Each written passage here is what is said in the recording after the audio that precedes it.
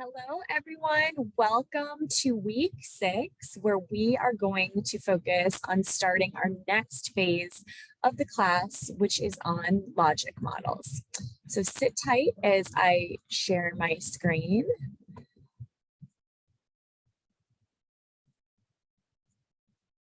Okay, here we go. And I just want to let us know that we are nearly halfway there. Next week is midterms. So this semester has really flown by, and thank you all for sticking with me so far. Last week, you accomplished one huge step in completing your needs assessment. And just bear in mind that everything in this course builds off of the next thing.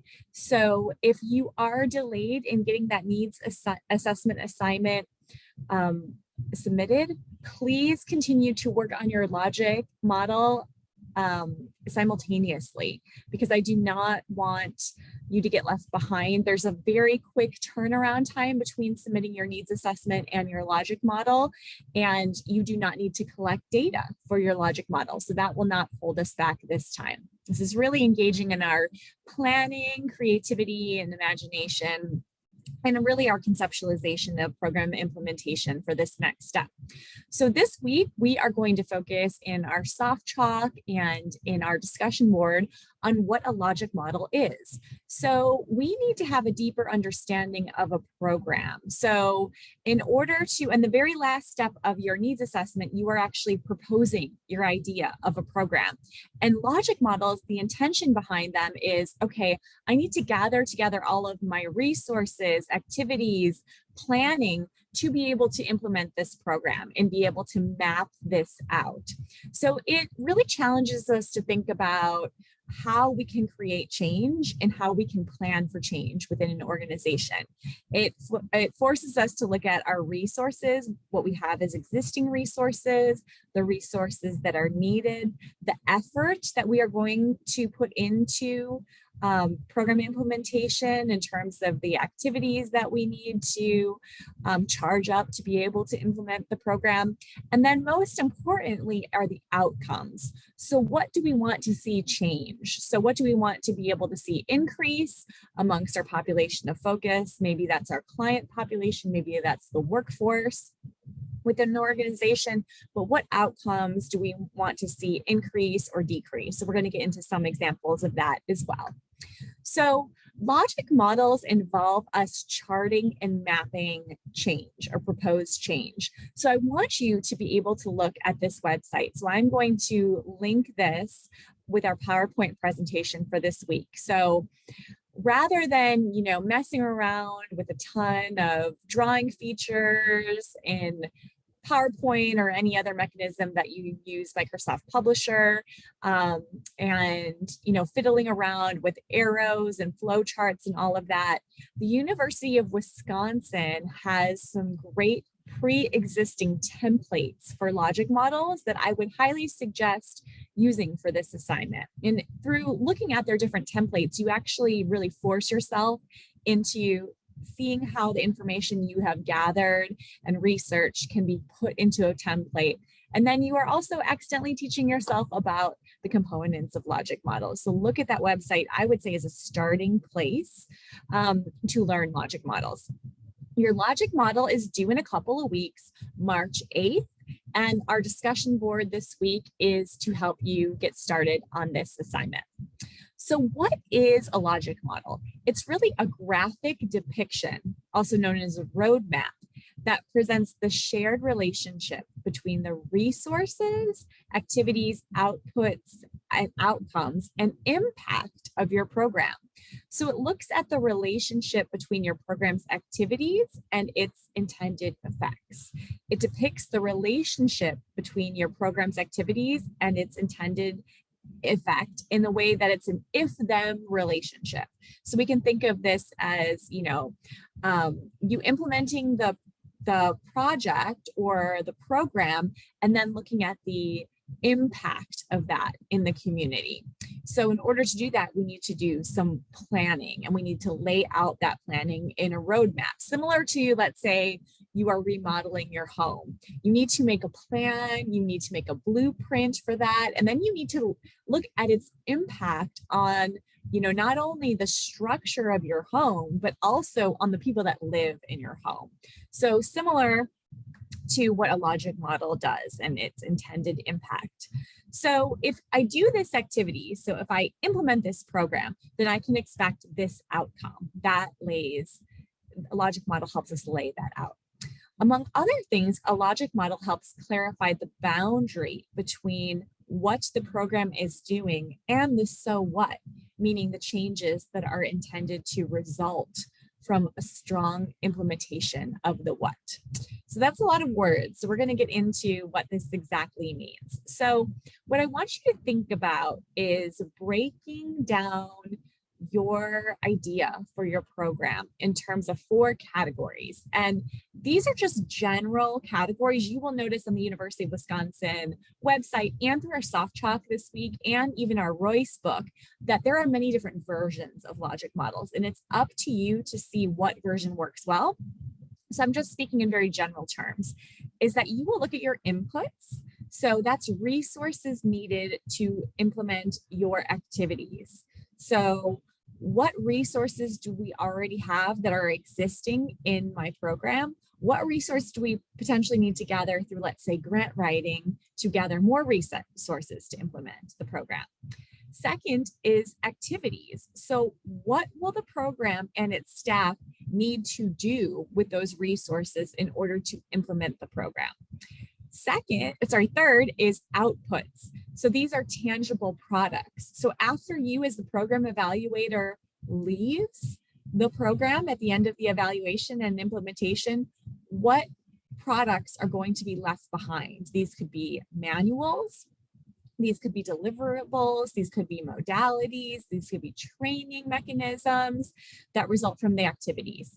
And lastly is outcomes. So you want to think about maybe short-term, middle-term, long-term outcomes on your population of focus. Let's say that those are your clients. So what do you want to increase and what do you want to decrease in the lives of your clients? Let's use that as an example. So changes that occur in people or conditions because of the activities and the outputs. So this is a little abstract, so I want to give you an example of what a logic model is and can look like.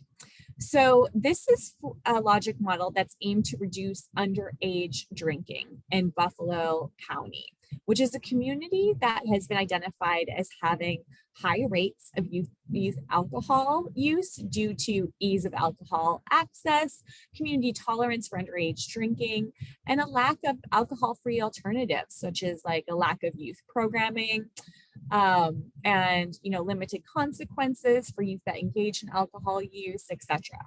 So we want to think about, well, what would it take to reduce youth alcohol consumption in this community, and what would that program really look like? So let's say the program evaluator in this situation found that, I have found this amazing evidence-based program to reduce youth alcohol consumption. I'm going to partner with an organization to be able to implement this program. So what do I really need to do this? I need funding, potentially grant dollars. I need staff to buy in. I need a research base, so potentially maybe partnering with a university. You need equipment, materials, time, volunteers, etc. Then you need to think about outputs. So outputs in terms of this logic model focuses on activities. So what are the exact steps to be able to implement this alcohol reduction program amongst youth? So they focus on things like conducting training, working with the media, working with law enforcement, developing resources, etc. And then they look at all of the people that they need to engage and partner with to make this happen. So the youth themselves, schools, PTA, law enforcement, etc.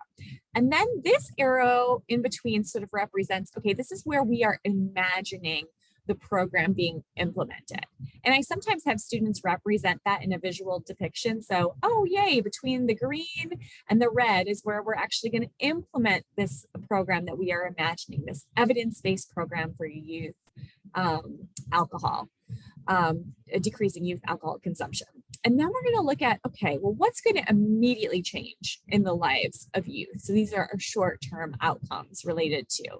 So what do we want to increase? What do we want to decrease? So they first focused on increasing awareness, increasing knowledge, increasing commitment across many parties, and increasing communication.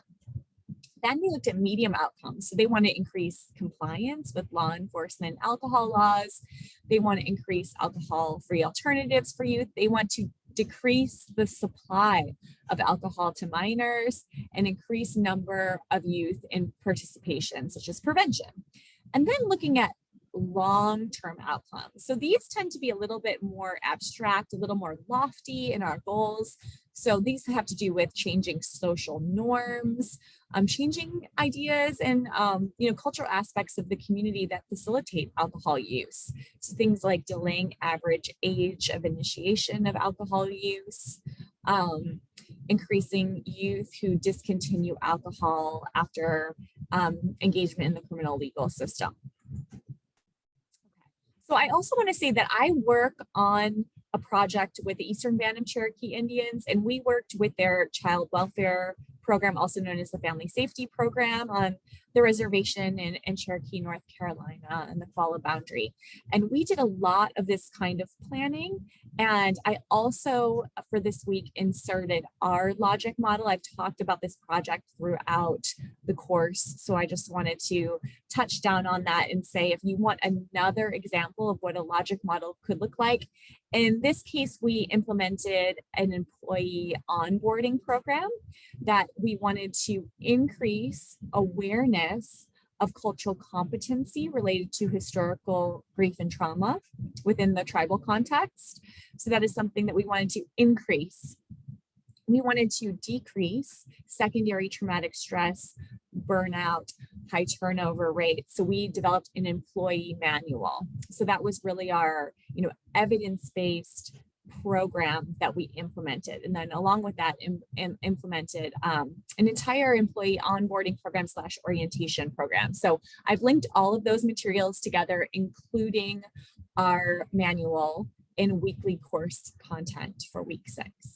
So next week, we have mainly focused so far on potentially what outcome evaluation can look like, but there are 2 other types of program evaluation that you should learn about. The first is formative, and the second is process evaluation. So just put that in the back burner of your mind for next week. And I'm also going to check in with you next week with a mid-semester survey to see how you're doing in this course and see how we can better support your learning. I also am going to deliver to you your mid-semester grade so that you have a very clear understanding of how you're doing in this course week 7. And with those, my closing words for this week is about being almost halfway there.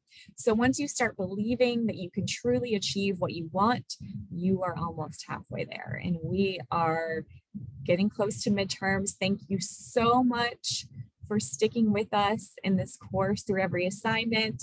It's been such a pleasure working with you, and we can make it through the second half of the semester as well. All right, everybody, take care. Have a great week.